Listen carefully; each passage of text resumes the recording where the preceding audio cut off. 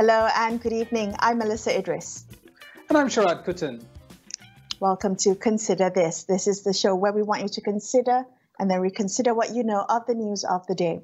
Yesterday, de facto Law Minister Taqiyuddin Hassan stunned Dewan Rakyat by claiming that Cabinet had decided to revoke all 6 emergency ordinances. Now, he had explicitly stated that the revocation took effect on July 21st.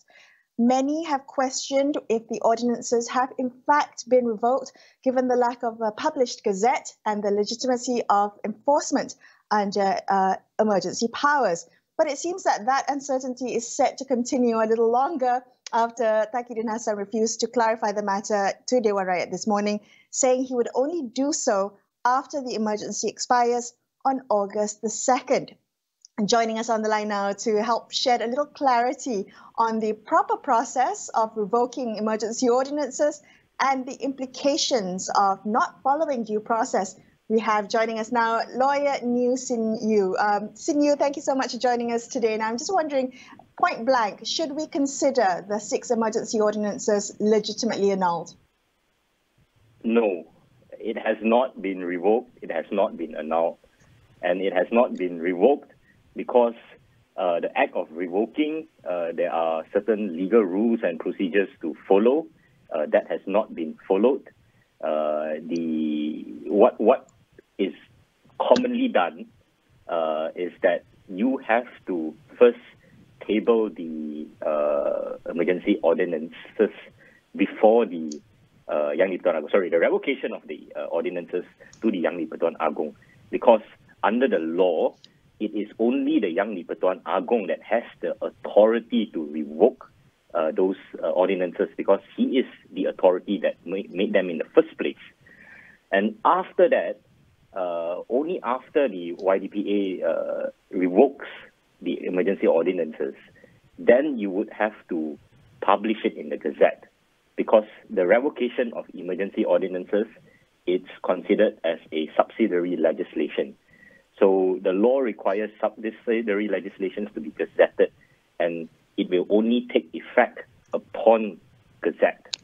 So it is not revoked. And it is also not annulled because, as we know it, there has been no motion to lay all these emergency ordinances as well as the proclamation of emergency, even though that is required under Article 150(3) of the Federal Constitution. So there's no motion that lays it before the House to vote. And since it has not been voted on and it hasn't been revoked, it's still in effect. Sin Yew, can you help us clarify some of the confusion that is between the question of, ending the emergency earlier versus, not extending the emergency, and the question of the annulment of the ordinances, which, if they don't happen, actually live on for 6 months or are enforceable for 6 months after the end of the emergency. In what happened yesterday, was there any clarity as to what dimensions in terms of all these different issues, was actually made sense of? Okay, let me backtrack a bit to first principles. There's 3 ways to end an emergency and its ordinances. The first is revocation, like what I've explained. The second is annulment by Parliament, which is also what I explained briefly earlier, where you lay it before the House and the House say that we don't approve of this emergency, we don't approve of this ordinance, we are going to annul it. And the third way is when it automatically lapses on the date it's stated in the emergency. I think it's 1st of August. So the proclamation of emergency, if it ends on the 1st of August, if it's not extended, all emergency ordinances that was made under this emergency, during this emergency, it lives on for another 6 months until it lapses. So what had happened yesterday was neither here nor there. I think that the Minister of Law, he had said something which was inaccurate. It wasn't factually correct, because the emergency ordinances has not been revoked. And Today, he said that he's only going to wait until the proclamation of emergency expires on the 1st of August. So I think it is implicit, it is implied in his answer today that it has not been revoked. Because if it has been revoked, there would no need to wait until the proclamation of emergency to end. And the difference here is that these ordinances that are currently in force, it will live on for another 6 months because it will only cease to have effect immediately when it is revoked or it is annulled. If it lapses upon expiration of emergency, like I said, it lives on for another 6 months. So I think there's a very good likelihood that we are going to continue living with these ordinances, with all that fake news ordinance, that government having to can tap into the consolidated funds without going through parliament and no assembly for another 6 months. So for me, that is a substantial difference. Of course, the ideal situation that it is tabled before parliament and it is voted upon. So there is legitimacy behind what the government is doing, or lack thereof, which would mean major political ramifications to the government. Because if the government loses a major bill, major resolution, that would mean that there's no confidence in the government.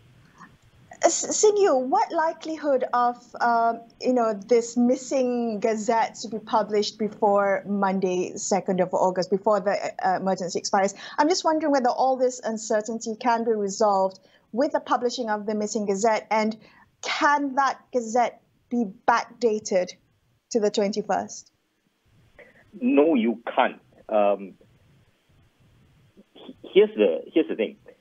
If Parliament sits, the power to revoke all these ordinances, it's taken away from the government. The Constitution implicitly doesn't allow that. The proclamation of emergency and the ordinances made under this proclamation of emergency, it can only cease to have effect immediately if it is laid before the House for a vote. The government does not have the discretion to do otherwise. And what we are seeing now is that the government refusing to table this proclamation of emergency and the ordinances before the House for a vote. And that is frustrating Parliament's constitutional role to act as a safeguard, to act as a supervisor to what the government is doing. So any revocation...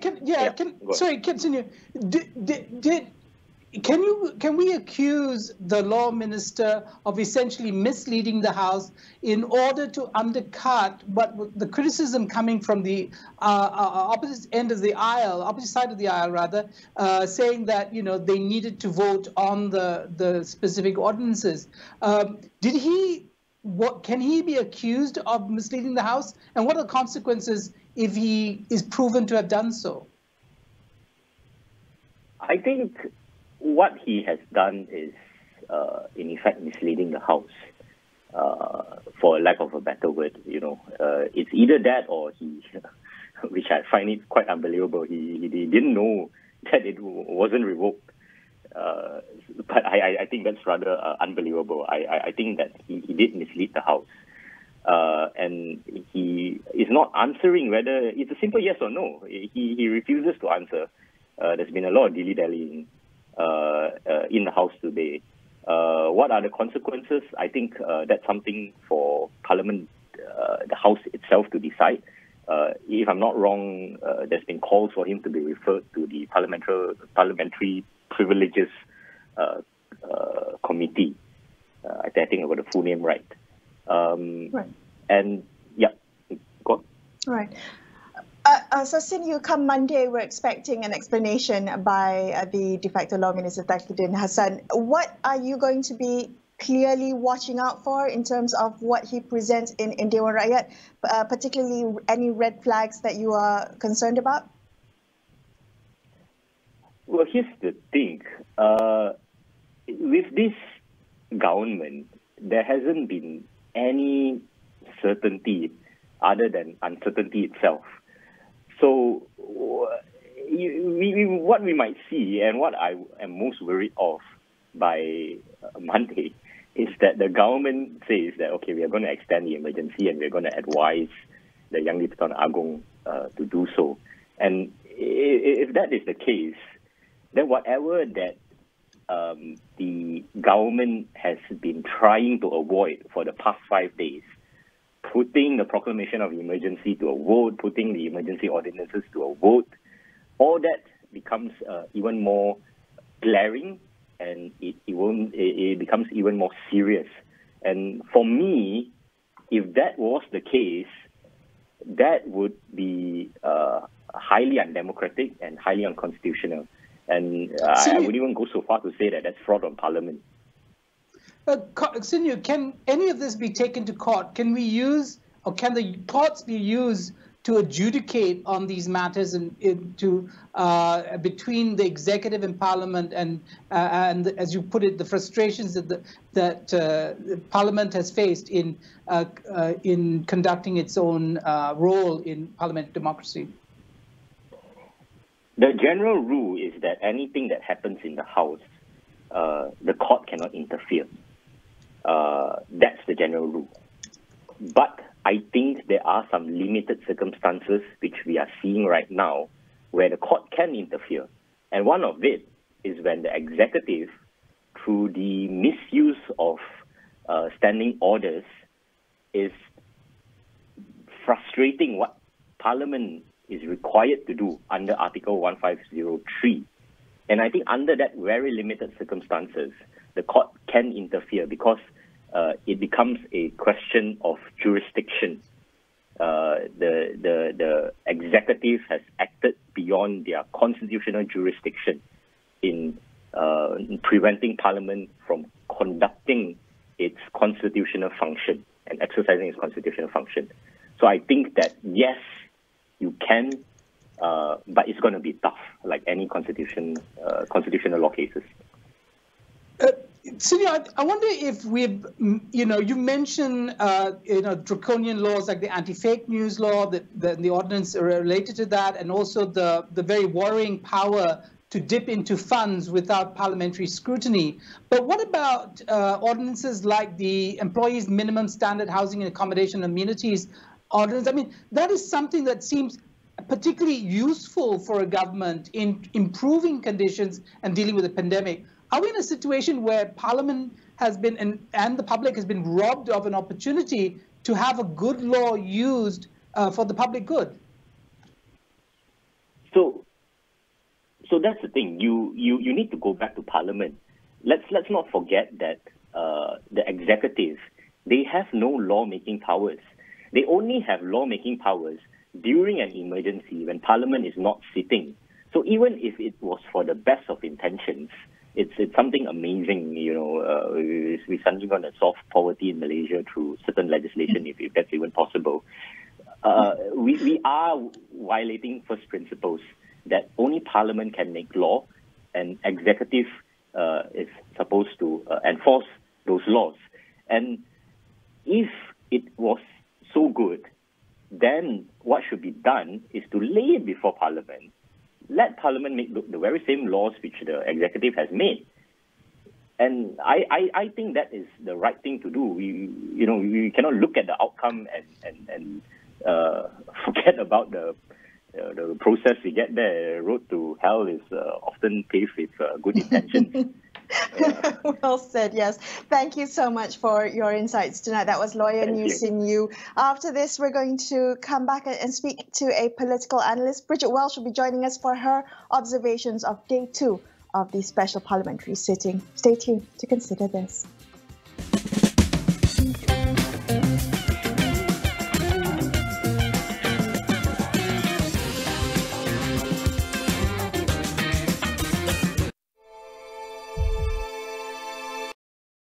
Itu penting. Lebih kurang pergerakan, maka lebih sukar untuk COVID menjangkit kita. Untuk tempoh 2 minggu ini, duduk di rumah Kalau kita boleh laksanakan KKP Kendiri dan keluarga, saya kira insya-Allah kita boleh berjaya. Akhirnya kita menang.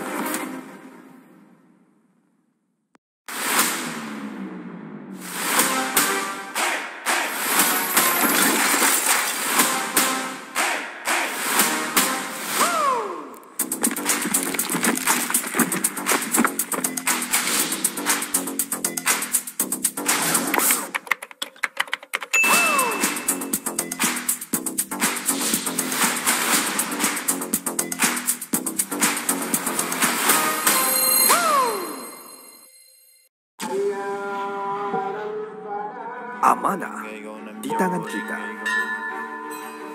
Adat, budaya dan semangat menjadi kesinambungan perpaduan tanah air yang tercinta. Berteraskan adab yang terpahat di jiwa dan raga. Marilah bersama kita membina negara Malaysia. Untuk memastikan Malaysia ada ke depan kita boleh hentikan induknya adalah Melayu balik kepada seperti orang yang membuat polisi.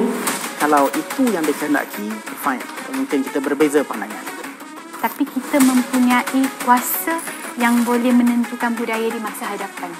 Polisi yang mesra wanita sudah tentu dia akan datang daripada pemimpin wanita.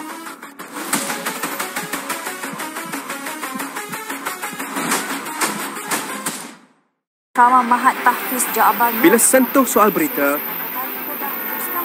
tiada masa untuk tunggu.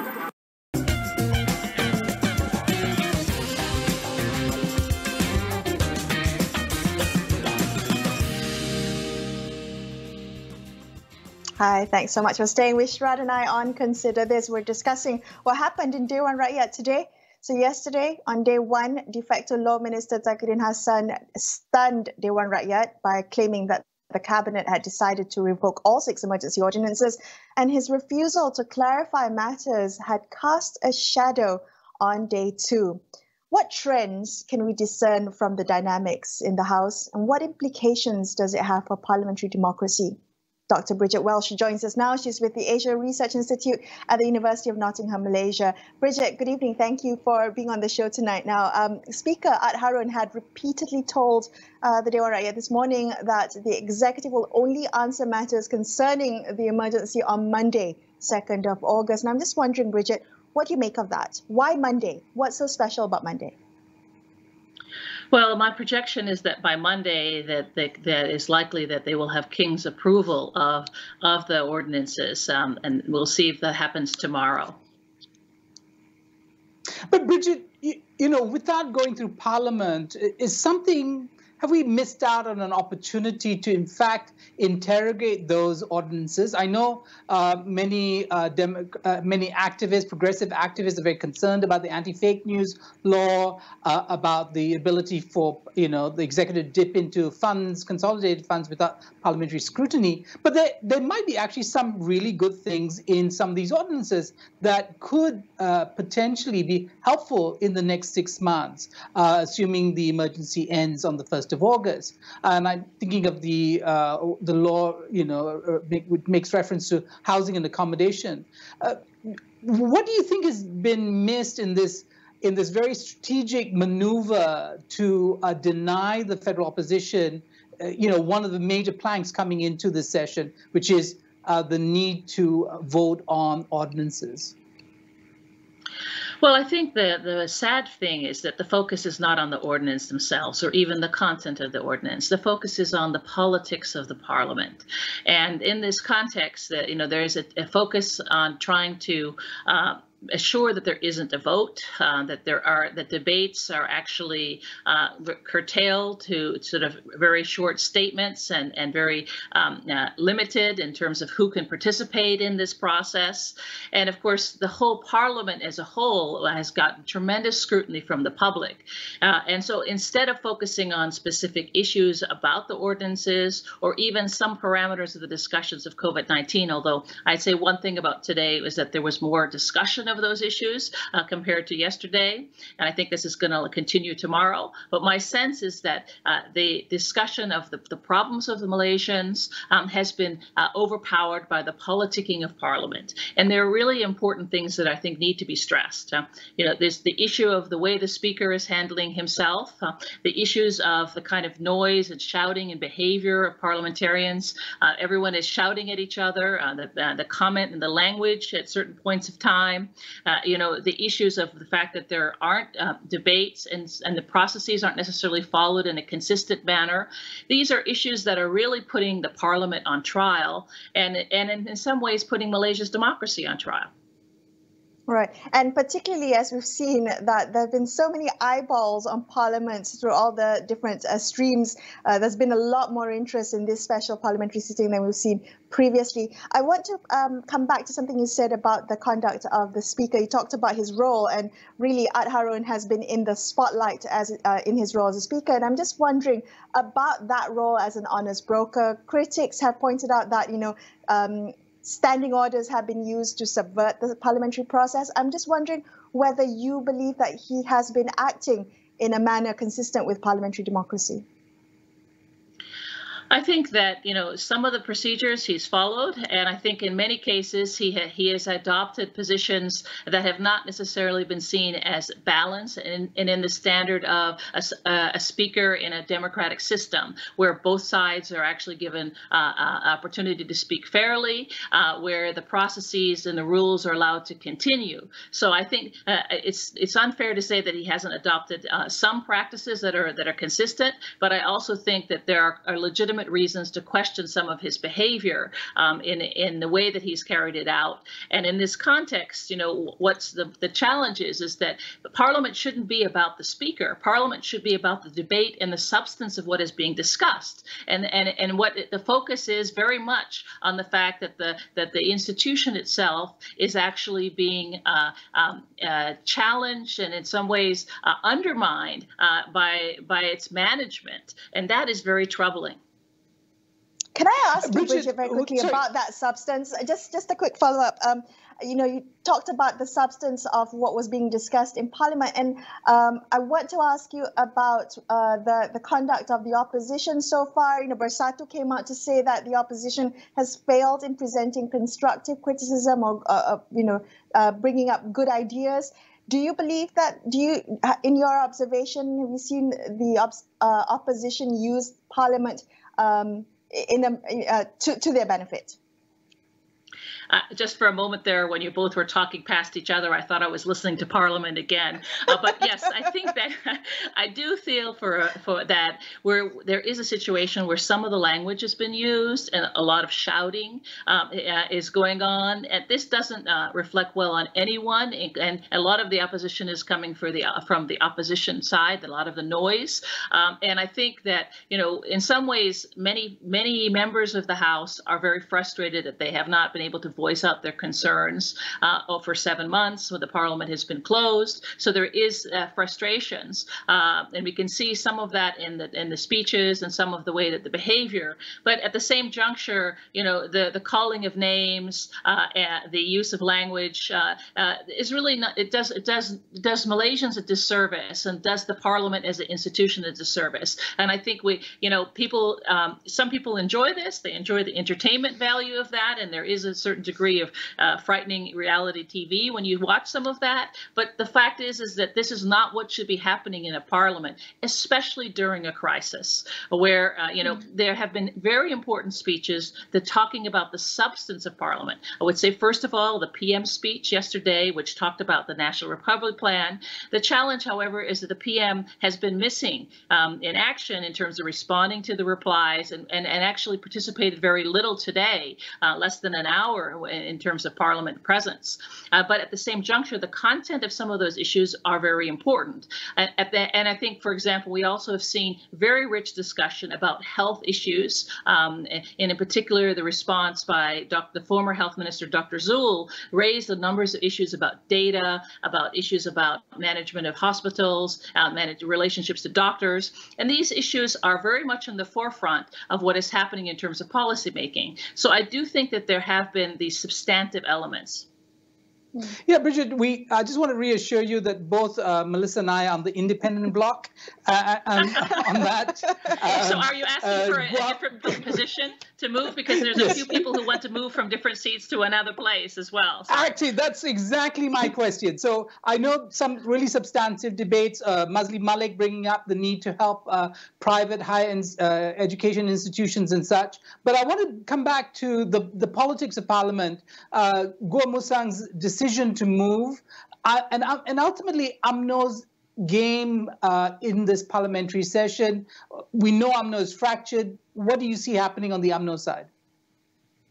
Well, we do see that maybe as many as 4 or 5 are definitely moving away from the positions of where they were sitting in this context, and that sort of indicates openly, if this movement actually takes form, that the government is a minority government, and of course that in itself speaks volumes. So you don't necessarily need to see a vote when you see people actually move physically away in their support for the current government. And I think that is, but the fact is that UMNO remains a very divided party, and the numbers are still with the current government, in terms of the overall numbers of MPs within UMNO. But I think it is also fair to say that there are a small number that are moving to a more independent position. But I do think it's important to recognize that their movement is not necessarily a movement towards the opposition. The opposition remains quite fractured, and I think one of the things that's very clear in the Parliament discussion is that there are very different types of voices. So while many different issues are being raised, it's clearly not one that is in a coordinated way. So you can see, for example, different positions over medicine. We had different positions and priorities of different sets of issues. And I think that the opposition is not unified as a group. And so they also, I would say, probably do not have the numbers. Bridget, very quickly, the question of Sarawak and Sabah and what's happening on the federal level, especially the perception that federal government is failing in many ways. Madius Tangau, UPCO MP for Tauran, has come out to talk about the need to look at the possibility of decentralization. Do you think these themes might actually continue as the federal government is perceived to be weak, incoherent, and unable to really take control of the situation? There's no question that decentralization is a very important issue, and I think as the COVID-19 situation escalates, which I think it will do for the next month at least, where the Delta variant continues to ravage across the country, the issues of state governments being able to manage their affairs and the fact that the central authorities cannot control and manage multiple sets of crises in multiple areas will push those issues to the ground in a more substantive way. I feel also that what is very important about beyond the issues of decentralization is the other discussion about parliamentary select committees and the need to have them. A lot of these discussions could have happened quietly and without this kind of fanfare. So there could have been open discussions about policies that would have been a dialogue. Right now, what we're in is too much of a shouting match at each other, and we clearly have a very defensive government and a very attacking different forms and streams from the opposition. But I want to move finally to the point about Sabah and Sarawak. There is no question we've also seen much stronger positions from these areas in Borneo. We've seen more unity among the GRS and Sabah and the coming together of different parties to express concern about how these areas in Malaysia are being treated and the resources. And I think Sabah has legitimate reasons to talk about these issues in terms of the vaccine disbursement and also the fact that they need different resources. And I think this is true equally so for other states in Malaysia and the peninsula as well. But in Sabah and Sarawak, they have a different status. Right. Thank you so much. That was political analyst Bridget Welsh. That's all we have for you on this episode of Consider This. But before we leave you, a quick reminder that you can get all the latest information on COVID-19 vaccines at astroawani.com as well as the Astro AWANI app. Thank you so much for watching. I'm Melisa Idris. And I'm Sharaad Kuttan, signing off for the evening. Good night.